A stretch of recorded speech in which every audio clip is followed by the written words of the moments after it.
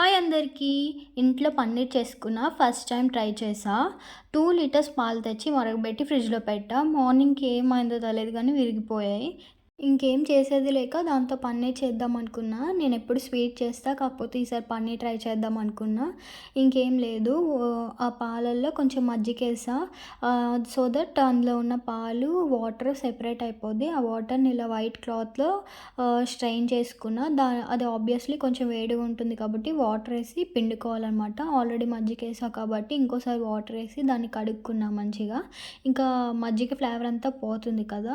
So, చూసారా ఇలా ముద్దలాగా తయారవుతుంది. దాన్ని మనం ఒక షేప్‌లో రావాలి కాబట్టి దాన్ని ఒక ముడి వేసుకొని దానిపైన కొంచెం వాటర్‌ని ఉంచితే అది బరువుకి దాంట్లో ఉన్న వాటర్ అంతా దిగిపోయి ఒక షేప్‌లోకొస్తుంది.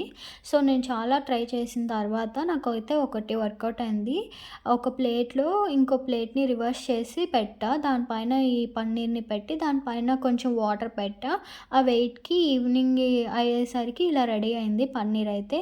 ఇంకా పన్నీర్ అయితే చాలా రెడీ అయింది. పాలు విరిగిపోయాయి కాబట్టి నేను ఇది ట్రై చేశా. లేకపోతే ఇంట్లో అసలు ట్రై చేయను. పాలు విరిగిపోతే మీరేం చేస్తారో కామెంట్ చేయండి.